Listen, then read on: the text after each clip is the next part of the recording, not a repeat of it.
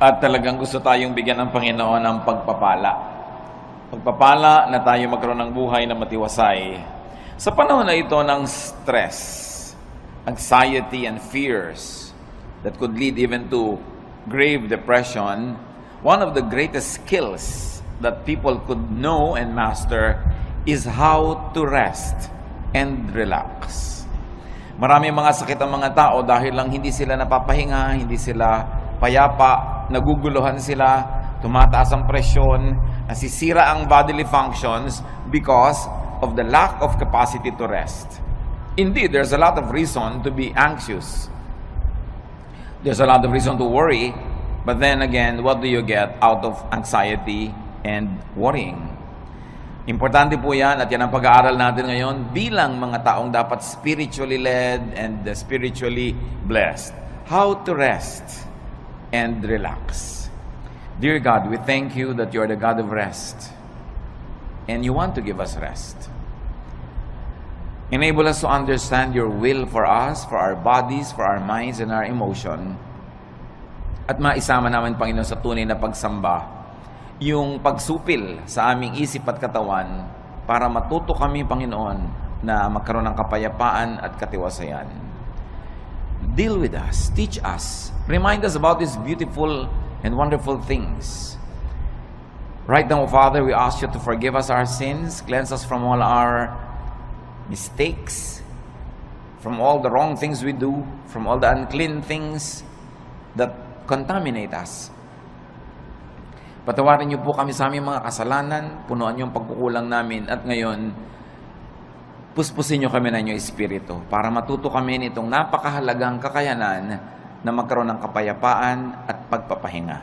Lead us, Father. Kayo po ang siyang mangusap at kayo rin ang siyang magpala sa lahat ng mga nasa daan papatungo rito. May your safety, your love, your joy be upon us. In the name of Jesus, your Son, our rest, our shelter, our friend, we pray with thanksgiving.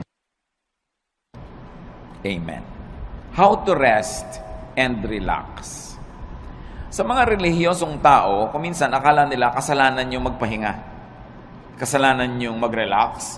At parang iniisip nila ang spirituality ay puro na lang pagtitiis, pagdurusa, at mga pagsasakripisyo. But life could be a gift to enjoy or a problem to solve. At kailangan sa simula pa lang, maaga pa lang, nililinaw na natin. Ang buhay ba na bigay ng Diyos ay itatrato natin na isang regalo na dapat nating ipagpasalamat at lasapin, o ito isang problemang dapat lutasin. With that kind of mentality, you will already be standing on one side of the fence if you were going to be restful or anxious in life. John 16:33, Jesus says, I have told you this so that you might have peace in your hearts because of me. While you are in the world, you will have to suffer. But cheer up, I have defeated the world. Napaka-relevant po sa buhay natin, mga kapatid, itong mga verses na ito. Kasi namin ng Panginoon, sinasabi ko sa inyo na dahil sa akin, pwede kayong magkaroon ng kapayapaan.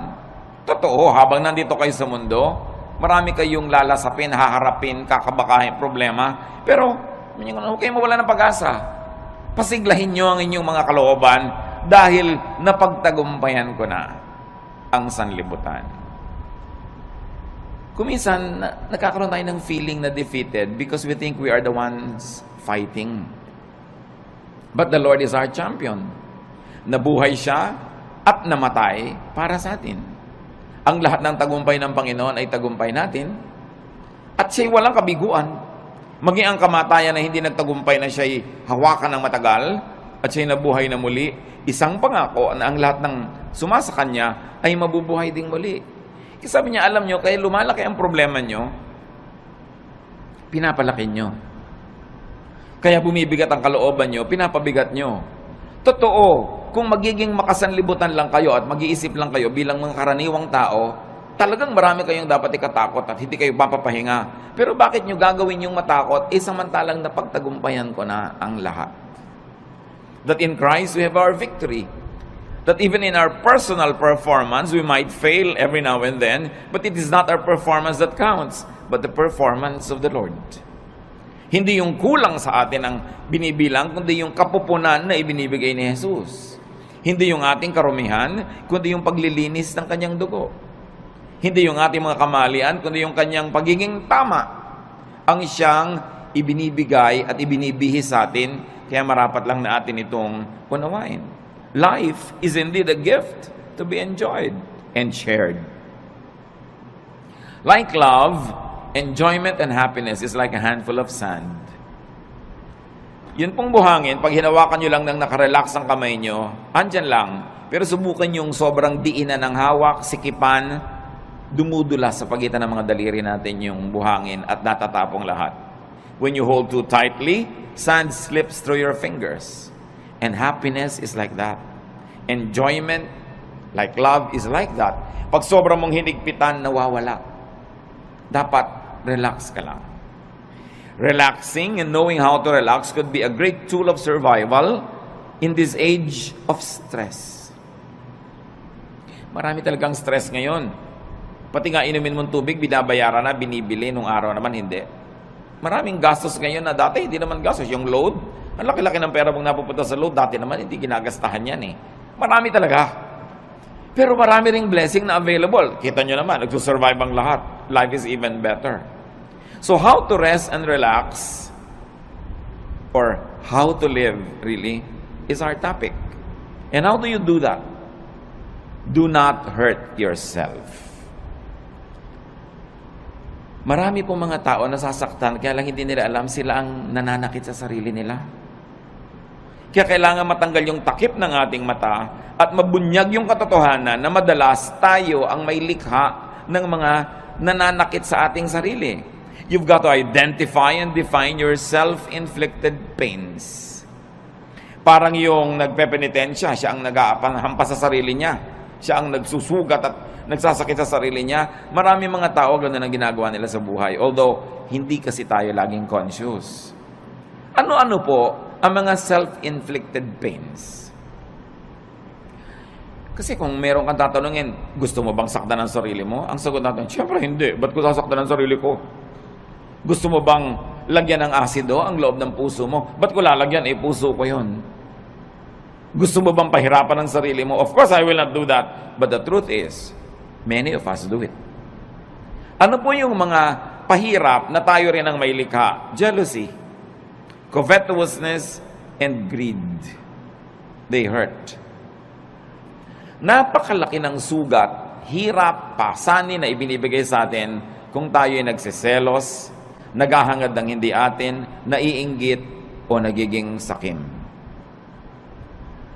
Oras na meron kayong kinakainggitan, pinagseselosan, hinahangad na hindi naman ninyo, pinapahirap nyo inyong loob. Yung merong mana ang kapatid mo, gusto mo maging sayo rin? Yung merong magandang damit ang iyong kapwa, imbes na matuwa ka at maganda yung nakikita mo, maiinggit ka pa. Yung hindi na sayo, pinipilit mo pang maging sayo. Gagawa ka ng mga tricks, gagawa ka ng mga kasinungalingan para maging sayo yon. Ang hirap mag-maintain ng kasinungalingan. Ang hirap gumawa ng mga tricks. Ang hirap maging parang gagamba na gumagawa ka ng sapot para yung dumadaang mga lamok biglang mahuli at kakainin mo na siya. But if you are greedy in life, if you're ruled by greed, you will never relax. Because you're forever inventing schemes. Gagawa ka ng mga paraan kung paano maging iyo ang hindi iyo. Kung paano aagawan yung mga tunay na mga may-ari. Kung paano sisiraan yung ating mga kinakainggitan. Self-inflicted pain yan. At gaano karami sa inyong high blood pressure, gaano karami sa mga cancer ng katawan natin na nagmula sa sobrang pahirap natin dahil pinapahirapan natin ang sarili. Dapat tulog ka na, hindi ka patulog. Dapat payapa ka, hindi ka payapa. Dapat nag-e-enjoy ka, naiinis ka, naiinggit. You harm your body. At pagpatuloy natin ginagawa yon, yung mga maliliit na mga laso na yun na iniipon natin sa ating katawan, nagiging sakit. Ang tatamaan yung mga pinakamahinang parts of your body, so doon magmamanifest yung mga sakit. Pero ang totoo nyo, nagsisimula sa isip mo yan. Nagsisimula sa iyong espiritu. Kaya sinasabi nga, mind over matter. Halimbawa yung mga taong sobrang magsikap, talagang nagpapakamatay, nagkakandara pa para laging panalo, para laging mas maganda ang gawa niya, mas mataas ang score niya, mas kahanga-hanga ang kanyang performance? Gaano karami doon ang dahil lang sa inggit? Sabi sa Ecclesiastes 4:4, "Then I realized that we work and do wonderful things just because we are jealous of others. This makes no more sense than chasing the wind." Si Solomon nagsasabi na pagtanto ko na ang dami nating ginagawang kadakilaan, ginagawa lang natin dahil inggit tayo sa iba. At gusto nating maging mas dakila tayo. Halimbawa, although hindi ko naman talaga alam ang intensyon ng mga gumawa nung malaking pinakamataas na building sa Dubai. Ang taas ng building para lang masabing nasa kanila yung highest building in the world. But what is the context of a tall building, for instance in Manhattan, in New York? Kasi wala nang space, itataas ba na itataas yung building mo? Kasi wala nang space. Pero sa Dubai, na ang lapad-lapad ng disyerto, na kahit ihiga mo yung building, ang haba-haba, everything is first floor, ang ginhawa sa lahat, pwede dahil may space, ba't mo tataasan para ka lang maging tallest building in the world? O ano nangyari sa kalagitnaan ng proyekto, bumagsak ang ekonomiya. So ngayon, kinailangang iligtas sila nung kabilang state para matuloy yung project, napalitan yung pangalan. So, ano pa ang mga pinagagagawa natin? Halimbawa, yung mga estudyante, bakit marami sa mga magulang tinutulak ang anak na tumaas ang grade? Dahil gusto ba nating tumalino siya? O dahil gusto lang nating matalo niya yung isang kakompetensya sa grade? Bakit kailangan ang laki-laki ng TV mo? Ang liit ng bahay, lampas na yung TV sa dingding, nakikita na ng kapitbahay yung gilid. Bakit kailangan? Kasi malaki yung TV ni Kumare. Bakit kailangan mas malaki ang hikaw mo? Dahil ba talagang yung tenga mo, kailangan niyang paglambitin na ng mga mabibigat na hikaw? O mayroon kang kakompetensya. Bakit kailangan mas maliit ang baywang mo? Marami tayong ginagawa mga kapatid, pahirap sa sarili just because we're competing with other people. So sabi ni Solomon, vanity. Meaningless. Isang pagpapahirap sa sarili na hindi kailangan. Isa pa bang pagpapahirap natin? Fatigue. Fatigue hurts. Too much work is painful. Ang dami mga tao sobrang magtrabaho tapos ang konti lang naman ang nabe-benefit nila doon sa tinatrabaho nila. At the end of the day, sila yung lugi. Sino ang nakinabang? Ang mga kamag-anak nilang batugan.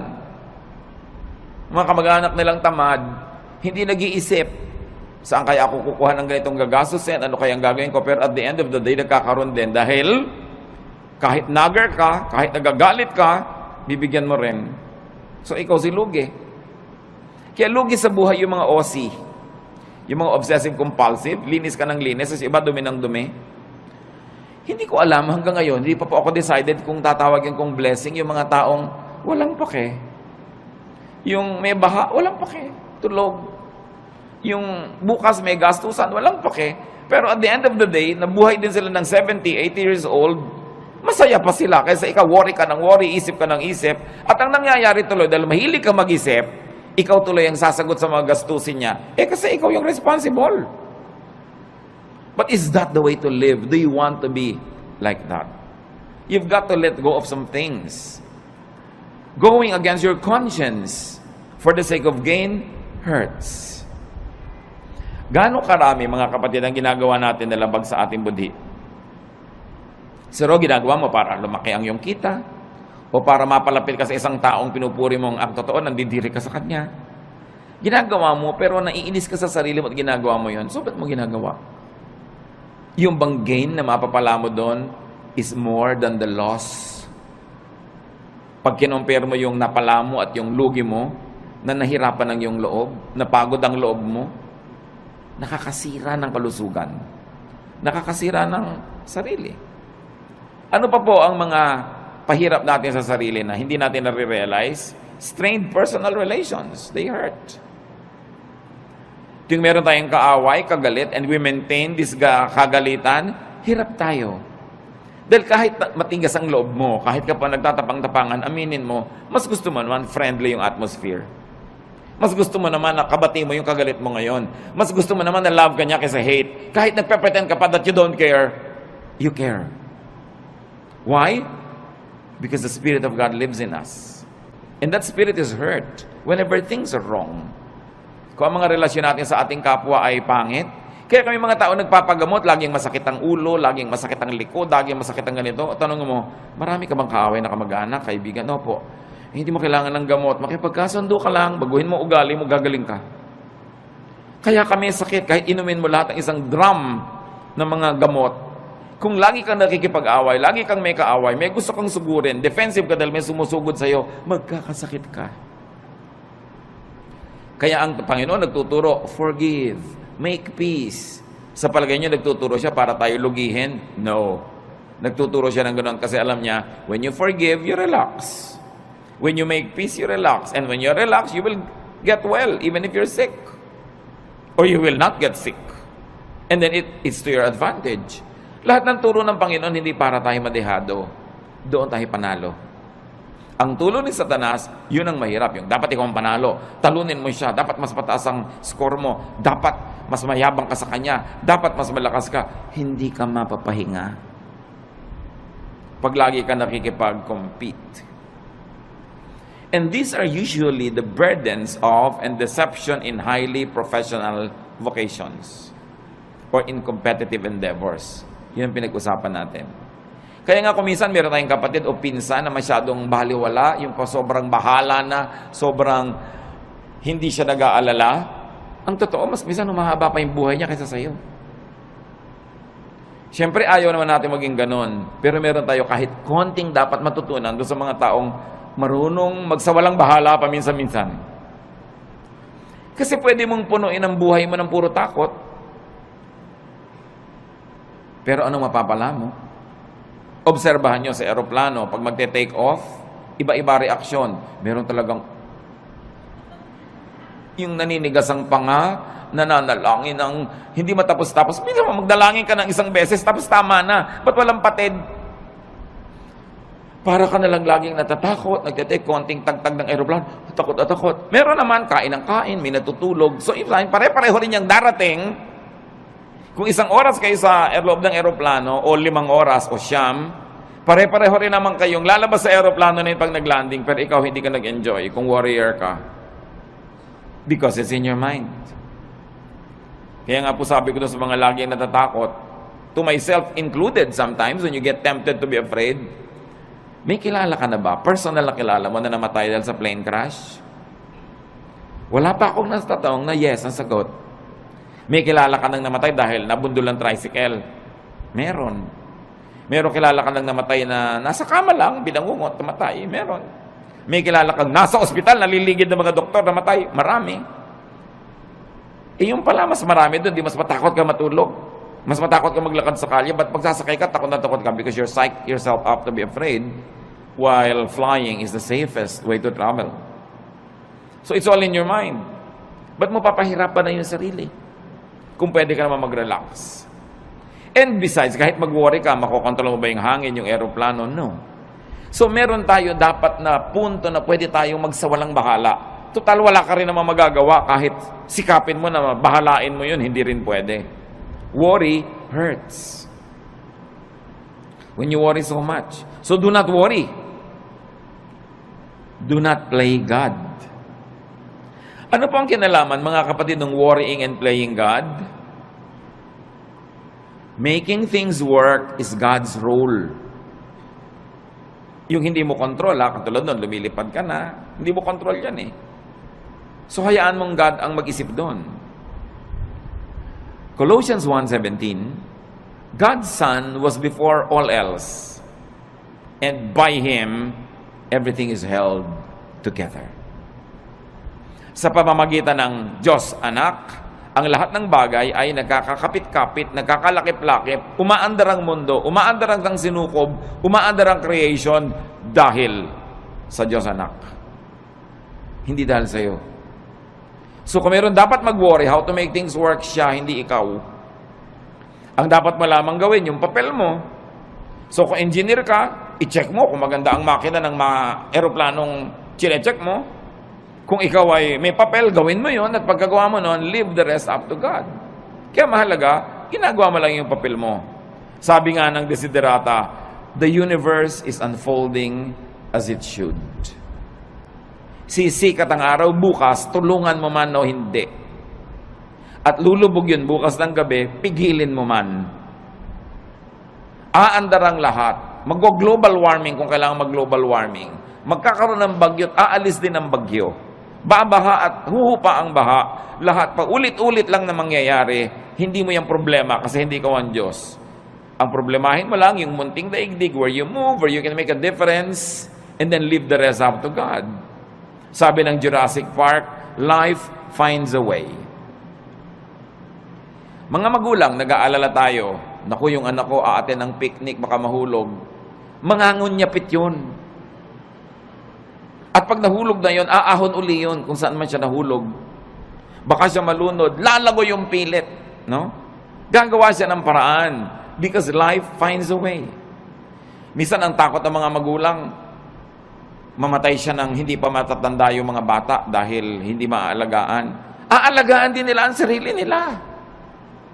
Kahit hindi mo alagaan yung mga batang yan, nakadikta sa kanilang kalikasan, aalagaan nila ang sarili nila. Pag may nahipo silang mainit na plancha, siyempre kahit hindi mo sabihin, tatanggalin nila yung kamay nila.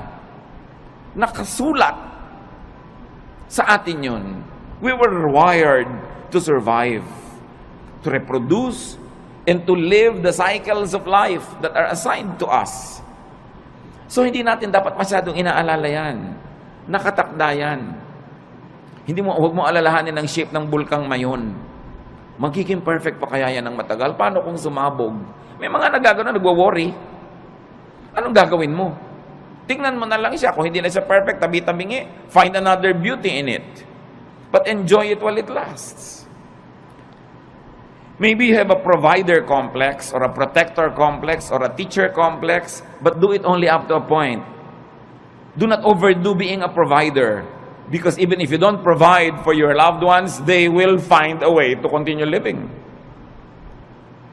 Even if you don't protect them all the time, God designed them to protect themselves. You don't always have to be the teacher. You don't always have to be the moralizer, the one who says the right thing. Because they will also hear it from other sources, aside from they will hear it from their conscience. So, don't play God. That's what we mean. Iinom ka ng gamot, inumin mo, manalangin ka, and let it work. Huwag mong alalahanin. Huwag mong buksan yung mga benda ng sugat mo para tingnan mo kung naghihilom na yung sugat mo. Dahil lalo na namang mabubulat-lat, dudugo lang. Let it heal by itself. Just do your part. It's important because when you over-worry, you get too tired and fatigue hurts. Pag pagod ang tao, bumababa ang immune system. Madali kang magkasipon, madali kang magkaroon ng mga sakit pag pagod ka kasi bumababa yung panglaban ng katawan mo sa mga invaders. Kaya dapat nagpapahinga. Observe design and load limits. You have to rest. Sa mga may mga bayani complex, rest. More work sometimes means more income, but often it means less happiness. More income doesn't always mean more happiness. Maybe more pleasure for the people who depend on you, but not necessarily for you. At meron kang tungkulin sa iyong sarili. Bago pa man ang tungkulin mo kahit kanino, kailangang buhayin mo ang sarili mo, pasayahin mo ang sarili mo, ipahinga mo ang sarili mo, at huwag mong payagan kahit yung mga minamahal mo, napatayin ka, sipsipin ang dugo mo, istrohin ang dugo mo, nag-e-enjoy sila, tapos ikaw yung nangangalirang at natutuyo. You have a duty to yourself. Life is a primary duty of life. At paglabag sa utos at kalooban ng Diyos na nagbigay sa'yo ng buhay, napabayaan mo ang buhay mo. Kahit pa nga yung pagpapabaya mo, pagdugtong sa kaligayahan ng iba. Kahit sa airlines, makikita nyo doon sa kanilang mga anunsyo ng kaligtasan, pag nawala ng oxygen sa cabin, may malalaglag ng mga oxygen mask, anong gagawin mo? Una mong lagyan ng sarili mo. At pag nakakahinga ka na ng tama, at saka mo tulungan yung bata o yung matanda o sino man, you have a duty to yourself. And it's not selfishness. You were wired and created by God to protect the life that was assigned to you to protect. Yung ibang tao, ipoprotect nilang life nila. Sometimes we are overprotective But they will protect themselves because they too were wired to protect themselves. So do not overwork yourself. Rest from overwork. Learn appropriate contentment with what you make. Yung mga iba, lalo mga professionals, May kasabihan nga ngayon, dahil alam niyo sa Korea, South Korea, sobrang modernization at sobrang materialism tuloy dahil puro pera. May kasabihan ngayon doon, a Korean man gets stomach ache when his cousin builds a new house. Dahil naiinggit siya, bakit may bago siyang bahay? Anong problema ko? Ba't di ako nakakapagpagawa? So papagawa din siya. The competitiveness is too much. That's why one of the highest rates of suicide dyan. Dahil sa competitiveness. 1 Timothy 6:6-7. And religion does make your life rich by making you content with what you have. We didn't bring anything into this world and we don't take anything with us when we leave. Sabi dapat kontento ka kung anong meron ka. Hindi sinabi na kung ano na lang nandyan pwede na. Kasi itinuro, 6 days you shall work and on the 7th you will rest. So it follows that you will really achieve, that you will acquire, that you will amass, and you will have. But the point is, be contented with what you naturally have. So kung ito pa lang yung kinikita mo ngayon, ginagawa mo naman yung best mo, huwag mo i-compare sa kita ng iba to the point that you will kill yourself trying to beat that other person and trying to make more. Kaya nga sa mga highly professionalized fields, totoong-totoo yan, ang daming may ulcer, ang daming may insomnia. So they squander their youth trying to make money, and when they are old, they use all their money to become healthy again. So mahalaga, iniingatan mo yung katawan mo na may limit ang pwede kong gawin. Hindi ako pwedeng lagi nagpapakabayani. Hindi ko laging sosolve ang problema ng daigdig. I will have a healthy level of self-preservation. Do not strain yourself to make now what you should still make tomorrow. Yung kikitain mo pa bukas, huwag nang kitain ngayon. Magpahinga ka naman. At sabi ni Solomon, the more money you make, the more people come to spend it. And don't you find it true? Nung maliit ang kita nyo, hindi kayo pinapansin ng mga tao, so yung maliit na kita nyo, kasya sa inyo. Nung lumaki-laki, biglang naalala na ngayon ng nanay mo na malaki yung kita mo, naalala ng kapatid mo, naalala ng pinsan mo, heto na ngayon nakadaing sa'yo, nakahingi. Lumaki pa lalo ang kita mo, pati mga pinsan mo ngayon nagdadatingan na para makihalo at makikuha sa mga kinikita mo. So ikaw ang mag-isang nahihirapan, nagdurusa, yung iba ibinebenta ang kaluluwa, ginagasgas ang muka, sinasaktan ng sarili para kumita, tapos ang daming humuhot-hot. Do you like that? Pag marami kang kinikita, maraming makikiparte. Dadaming kamag-anak mo, maraming tutuntun sa'yo. Hindi naman masama maging matulungin tayo. But making more money at the expense of your health and peace does not always benefit you.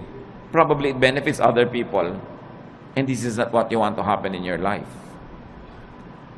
Do not strain yourself. Natural lang dapat. At sabi ng Panginoong Jesus, let the day's own trouble be sufficient for the day. Tomorrow will be another day. Another problem with a solution. Do not try to solve the problems of tomorrow with today's solution because today's solution is only for today's problem.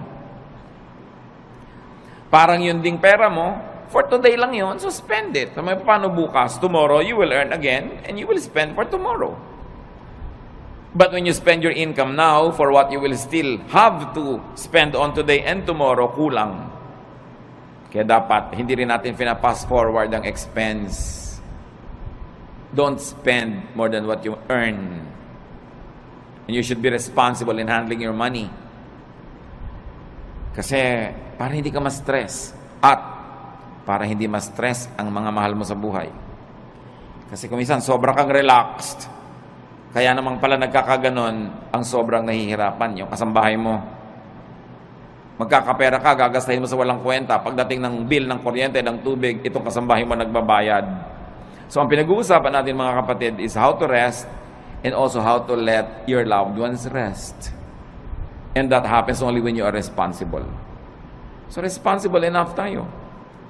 Do not be overly competitive, but don't also be overly sacrificing for others.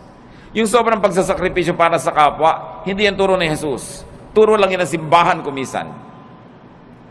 Mark 6:31, a very interesting episode in the Lord's ministry. But so many people were coming and going that Jesus and the apostles did not even have a chance to eat. Then Jesus said, let's go to a place where we can be alone and get some rest. Sasabihin niyo ba, very un-Jesus yata? Ang daming tao na kailangan ng pakainin. Ang daming taong kailangan pagalingin. Kailangan ipanalangin. Kailangan i-counsel. Kailangan turuan. Kailangan palayasan ng mga espiritong nakatira sa kanila. Pero pagod na sila. Ano sabi ni Lord? Shh, halik kayo. Tahimik tayo mawala dito. Iwan natin ang mga taong yan. Pumunta tayo sa isang lugar na tahimik na hindi na tayo masusundan. Magpahinga tayo at kumain doon. Do you do that? Mga kapatid, kung minsan, sobra kayong palatulong sa inyong mga kamag-anak at yung asawa niyo naman cooperative. Pero sinasabi niyo ba kung minsan sa asawa mo, huwag muna nating isipin yung mga kapatid mo at kapatid ko. Tayo muna magbakasyon. Dapat ganun. Hindi puro sakripisyo. Yung nakatira ka sa isang bahay na ang ingay-ingay, nakakatulig kahit sa katumingin na yung muka, siksikan. Hindi mo masabihin sa asawa mong, minsan, mag-motel naman tayong dalawa, honey, para tayong dalawa lang, makapag-salarinan. Dapat mong ginagawa yun. Jesus showed us the way. Don't overkill yourself giving to others. You've got to give yourself time and space to enjoy the blessings of God, even though sometimes lang, once in a while, but you have to do it. Why? Because you cannot give what you do not have. Pag lagi ka ng aburido, wala ka rin namang maibibigay. Kung isang pera lang, pero may kasama pang bunganga. Kasi aburido ka. Minsan, nagbabantay ka nga sa pasyente, pero kulang na lang, hulog mo siya sa kama. Kulang na lang, hagisan mo ng juice niya. Kasi pagod na pagod ka nakababantay. So, pwede mo sabihin, mga kapatid, kayo naman magbantay sa nanay. Pagod na ako, mainit na yung ulo ko pati sa kanya. Why? Because we have limits. So, wag nating sobrang pagodin din ang kapwa natin. Sa mga families, kumisan unfair eh. Yung nag-aalaga sa magulang, yung isa lang napa-assign, dapat take turns. Para fresh ka. Kung may mga hirap, kailangan you take turns facing the difficulty, hindi lang isa yung naka-assign. Observe your limits and observe your Sabbath. Kaya ang Panginoon, sabi niya, iwan muna natin sila. Kahit mamatay tayo dito, katutulong, hindi pa sila mauubos. So, kailangan magpahinga rin tayo. Dahil, habang mahal ni Jesus yung mga taong tinutulungan, mahal din niya yung mga manggagawa na kasangkapan para tulungan ang mga yon. So huwag niyong aalaw yung sarili niyo na maging manggagawa lang o ang mahal niyo sa buhay na nagko-cooperate, kayo na lang tapos puro benefit ng iba. You have to learn to set time and space for your own enjoyment. Every day, every week, every month is long enough for you to have that private, pleasurable moment. We all need that to keep our sanity. Para hindi ka mabaliw. Kaya yung nasosobrahan, hindi ba, kinakausap na ang butike, nakikipag-chess na sa anino, at nakikipagtalo kung sinong nanalo. Why? Wala man lang pahinga. Walang relaxation. Another self-inflicted pain is anger. Anger hurts. Gaano karaming kalusugan natin nasisira dahil nagalit tayo o nananatili tayong galit. Tuwing galit ka, nagdurusa ang iyong katawan. So, ang totoo nun, ikaw nagpaparusa sa sarili mo. Kaya yung magagalitin, mga kapatid, huwag na kayo makipag-away. Yun lang sila nagagalit sa inyo, yun na ang parusa sa kanila. Kasi napakalaking parusa sa katawan, sa isip, sa emosyon na magalit. So, contain or avoid anger. And once more, don't play God. Why do I say that? Because anger is the prerogative of the perfect. Dapat yung perfect lang nagagalit. Yung author ng perfect moral law, pag na-break yon, dapat siya magalit. Siya yung author eh, siya yung Diyos. Yung author ng natural law, siya dapat magalit when it's broken. Pero tayo, hindi naman author eh. Nakikibasa lang tayo. You are not perfect. You are not the author of morality or life. You are just a fellow creature, a fellow beneficiary and traveler, a fellow seeker, in fact, a fellow sinner. Kaya wala kang karapatang magalit. Isipin niyo mga kapatid, ano mga kinakagalit niyo? Kayo ba, Diyos? Ano mga kinakagalit natin? Perfect ba tayo? So may imperfection yung tao, pero perfect ka ba? Besides, you were not designed to be angry. Nung nilikha tayo ng Diyos, hindi niya tayo dinesign na magalit. Kaya pag nagagalit tayo, we go out of the design, we destroy the intentions of the manufacturer, and at the end of the day, we destroy ourselves. Hindi bagay sa atin magalit, hindi tayo dapat nagagalit. Your bodily system goes awry when you get angry. Nagkakasira-sira, nagkakawasak-wasak ang nervous system, electrical and chemical balances of your body naiiba pag nagagalit ka. Kaya mga ibang nagagalit, they become, sabi nila, temporarily insane. Nakakapatay. Traffic altercation, nakakabaril ka ng kapwa, tapos makukulong ka forever. Dahil lang nagalit ka. That's why galit should be controlled. And your bodily system, including your soul, gets damaged when you stay angry. So, dapat hindi magalit, at tapos kung nagalit na, dapat hindi tagalan. Kaya ang sabi sa Bible, do not go to bed while you're still angry. Do not let the sun go down on your anger, which means, huwag mong patagalin yan.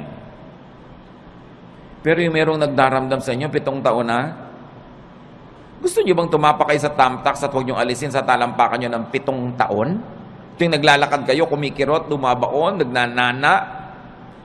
Higit pa ron pag meron kayong galit na kinikim-kim sa puso. Dahil hindi lang talampakan na naapektuhan. Naapektuhan ang inyong puso, ang inyong isip, ang inyong emosyon, relasyon sa kapwa, relasyon sa Diyos, kalusugan. It is foolish to remain angry. So, don't remain angry dahil kayo banal. Pero kung hindi kayo banal, at least be intelligent. Still don't be angry. Because it's not good for you. Huwag kayong magkim-kim ng mga sama ng loob.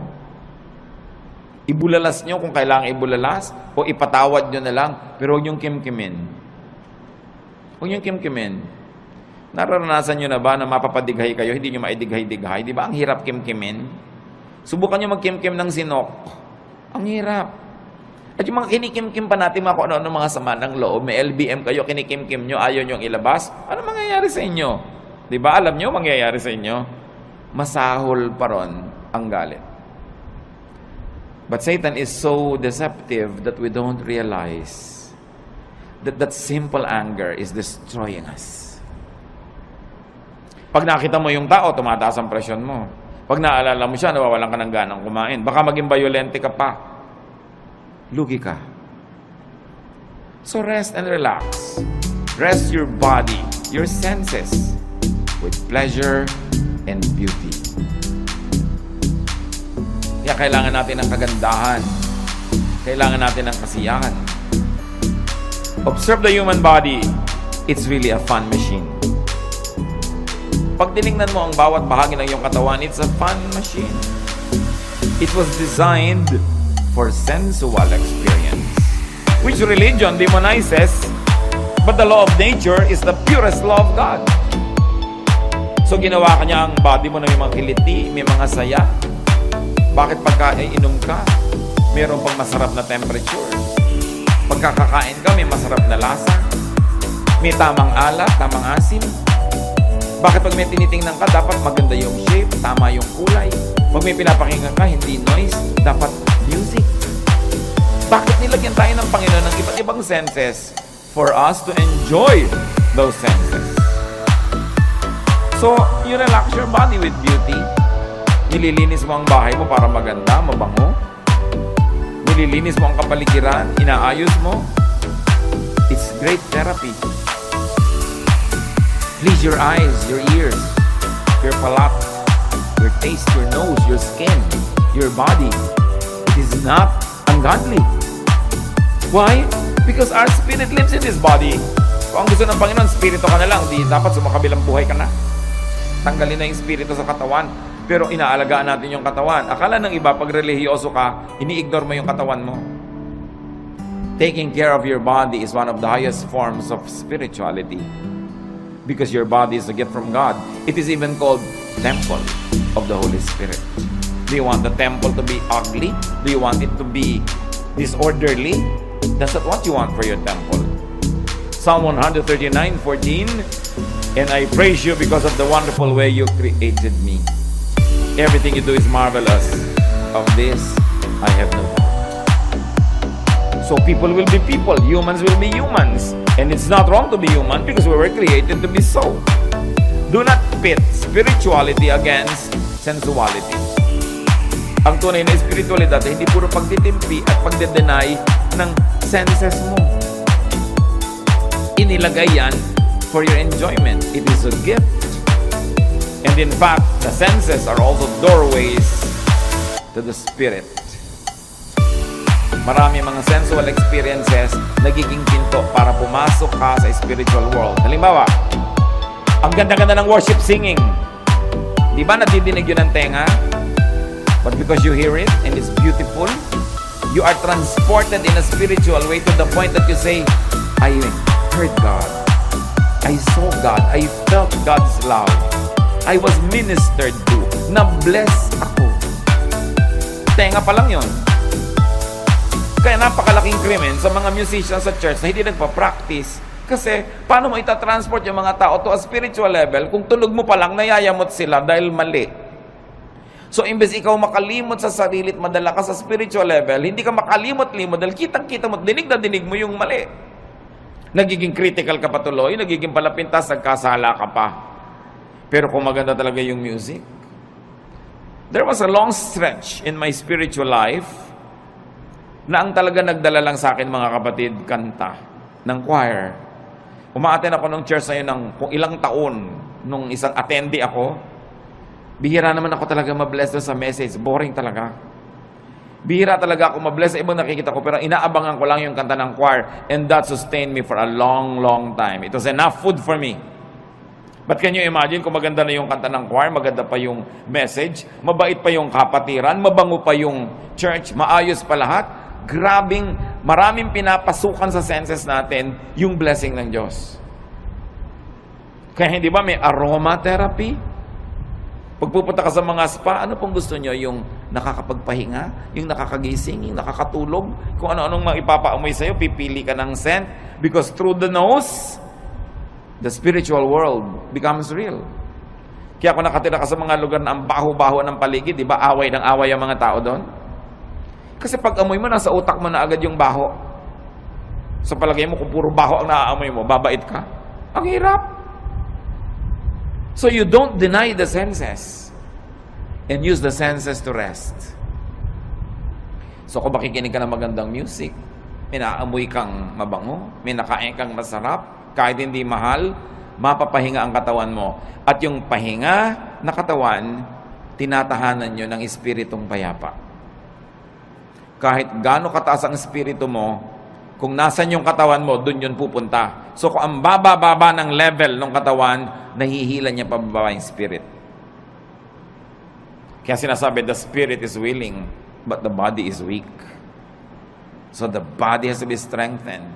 With pleasure, with rest, with cleanliness, with righteousness. So indulge your senses. It's an act of union with your Maker. Kung gustong makipagniig sa atin ng Diyos, diyan siya pumapasok sa mga pinto na yan, sa senses natin at sa ating brain. Kaya yan ang maraming paraan para tayo makakonekta sa Spirito. Your body, after all, is a temple of the Holy Spirit. Ecclesiastes 8:15. So I think we should get as much out of life as we possibly can.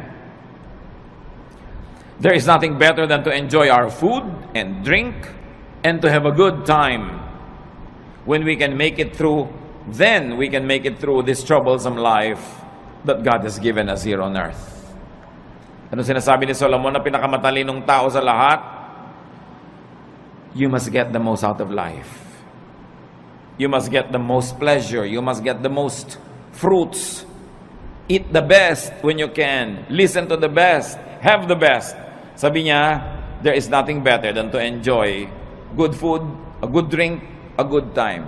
Why? Because life has a lot of troubles. It had a lot of troubles, it's having a lot of troubles, and it will present a lot of troubles.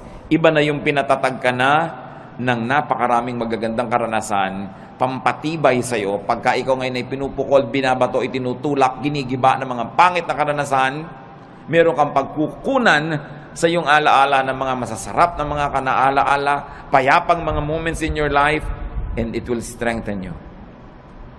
Kayo mga bata na pinalaki sa kalupitan, sa palo, sa walang pag-ibig, usually buong life halos disoriented sila. Unless kilalanin nila na kailangan nila magpatawad, magbagong buhay, at kilalanin nila yung pagbabago ng Panginoon, all their lives they become a slave of their dark past. Kaya mahalaga, pinapaganda mo hanggat maaari, lalo sa mga bata. Sabi ni Solomon, tuwing makakapag-enjoy kayo, mag-enjoy kayo. Kasi may mga panahon, kahit may pera kayo, wala kayong gana. Makakabili kayo ng pagkain, pero magaan lalamunan nyo. So ngayong may pambili kayo at meron kayong gana, eat. Bata kayo, kaya nyo yung mamasyal, pumunta doon, gawin nyo yun. Basta binabalansin nyo lang ng tamang pagtatrabaho, responsibility, faithfulness to God. Meron ka ngayong kakayanan na mag-enjoy, enjoy it. Dahil ang bukas hindi mo alam kung pwede mo pang ma-enjoy. Food and drink and good times need not be expensive. Food and drink and good times need not come from damaging toil and overwork. And it need not be paid for with a damaged body and a bruised soul. Hindi totoo ang chismis na kailangan mo pa magkasala, magnakaw, gumawa na masama para ka mag-enjoy sa buhay. Maraming bagay na libre at maraming bagay na hindi naman mahal. Ang kailangan lang baguhin natin attitude. We must remove from our value system the notion, the mistaken notion that spirituality means suffering all the time. If God likes you to suffer, bakit niya lagyan ng nerve endings ang iyong katawan that is meant for enjoyment? Because God likes us to have a good life. No eye has seen, no ear has heard, no mind has conceived what God has prepared for those who love Him. Another way to relax and how to live is to rest your spirit by doing good. Ephesians 2:10, we are God's workmanship, created in Christ Jesus to do good works, which God prepared in advance for us to do. Sabi, likha tayo ng Diyos. Nilikha kay Jesus para gumawa ng mga mabuti at yung mga magagandang gawain natin, inassign na noon pa man, bago pa tayo sinilang. So may assignment tayong lahat na gagawing mabuti. At pag hindi nyo ginagawa yon, may bahagi na inyong puso na lamukot, lukot, tiklop, pipi, nagdurugo, nasasaktan, may kirot. Kasi wala ka sa design. Dapat hanapin mo, kapatid, ano yung assignment mo sa mundo, anong mission mo.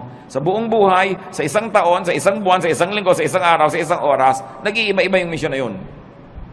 Lagi ka lang sensitive. Anong maganda na pwede kong gawin ngayon, ang assignment ko kay Lord? Gawin nyo. Sasaya kayo. Basta ginagawa nyo ang kalooban ng Panginoon, may pera kayo't wala, malusog kayo't hindi, nag-iisa kayo o may kasama, may malalim kayong saya na tinatawag sa English na joy. It is not dependent on outward events. It is there in your spirit. Pero, pag alam na alam nyo kung ano yung mabuti nyong dapat gawin, tapos maang-maangan kayo, in-ignore nyo, di nyo ginawa, kahit may pleasure kayo, kahit may pera, kahit maganda yung kapaligiran, may nagluluksa sa inyong kalooban na hindi nyo pwedeng itanggi at itatwa. So, ang pinakamabuti sa tao, maging totoo sa espiritu, maging totoo sa sarili. Be in character, be true to form. You were not an accident. You were created before the foundations of the world by God's will. Hinintay lamang na lumabas ka sa panahon at sa lugar, pero meron ang kalooban ng Diyos para sa iyo at may assignment ka na. Dapat yung gawin, dapat yung hanapin. Pag hindi mo ginagawa yon, may pera ka man, mataas man ang iyong kalagayan, sikat ka man, may kulang. Parang naglalakad kang merong bato sa loob ng sapatos mo na natatapakan mo, hindi masaya, hindi masarap. Psalm 62:1, my soul finds rest in God alone. My salvation comes from Him. Hindi tayo mapapahinga hanggang wala tayo doon sa sentro ng kalooban ng Diyos. So huwag makipagtunggali, huwag lumaban, makiayon. Flow with the Spirit of God, enjoy the trip, enjoy life, do what you have to do good, be righteous, and then meet your Maker when time comes. There will be no regrets when you have lived a full life. Nabigyan mo yung dapat mong bigyan, nakain mo yung gusto mong kainin, which of course entails work. You have to work, you have to earn it, so that you will have something for yourself and more to give away. Kasama tunay na espiritualidad ang pagtatrabaho, yung pagiging responsible, but don't be overly responsible because you will only be full of stress. Marunong ka dapat magsara ng dapat isara, lumimot ang dapat limutin, magpatawad ng dapat ipatawad para nakapahinga ang iyong kaluluwa. Pero mahalaga, punuin ang buhay ng mabubuting gawa. Revelation 20:12, I also saw all the dead people standing in front of that throne. Every one of them was there, no matter who they had once been. The book of life was opened. The dead were judged by what those books said they had done. So lahat ng ginawa natin, ginagawa, gagawin pa, nakalista, at magiging basihan ng final judgment. Doing good places you in the path of God's blessings. Doing good gives balance and peace. Halimbawa mga kapatid, nalilito kayo, gagawin ko ba mabuti o yung hindi mabuti? May masama sa akin, gagantihan ko ba ng mabuti o ng masama rin? Huwag na kayo malito. Gawin nyo na lang yung mabuti. Because God is a perfect accountant. Marunong siya mag-debit, credit, balance. Halimbawa, meron kang ginawa ng mabuti na hindi mo naman dapat gawan, sumobra. Sa palagay nyo, hindi ibabalik sa ni Lord yung sobra. Pero meron kayong dapat gawa ng mabuti, pero kulang ang ginawa nyo. Sa palagay nyo, hindi kayo sisingilin. Kumuha ka na lang ng tama. Huwag kang mag-alala na sumobra yung tama. Kasi, credit yon.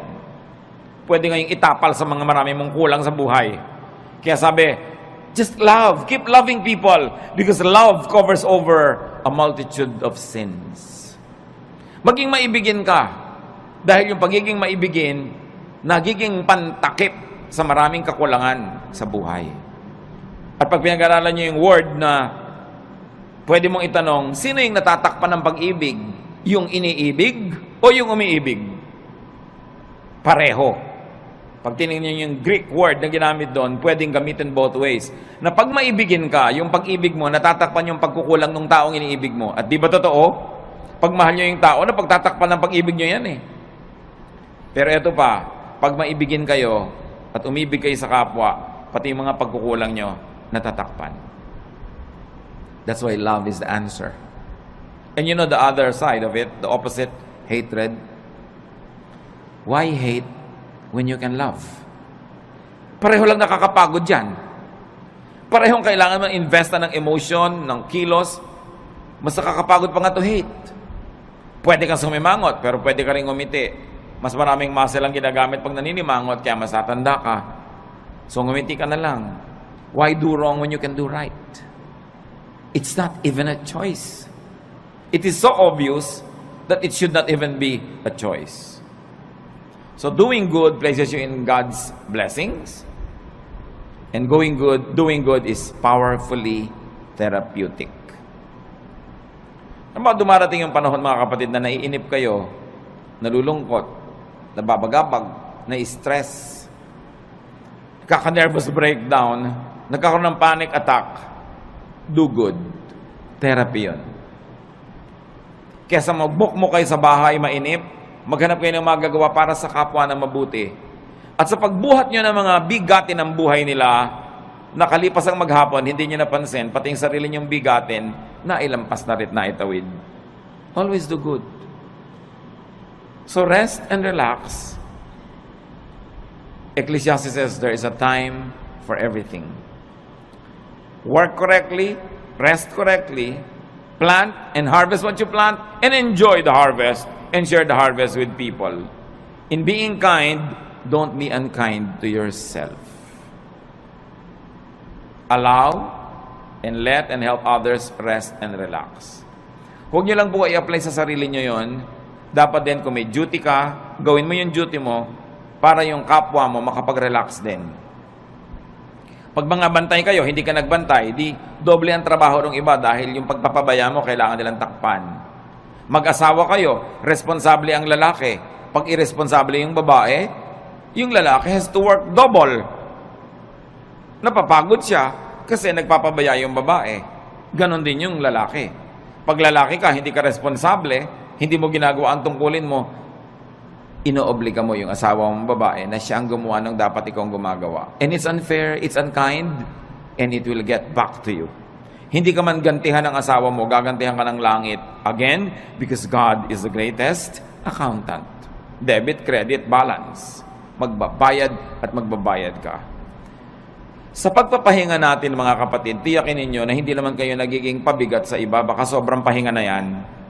Kailangan responsible ka. And you must let others rest too by being responsible.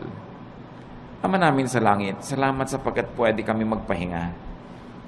Maraming dahilan para kami mabahala, maguluhan, malito. Pero may isang dahilan para kami makarelax. At kayo yon. You are our God. You are our Creator.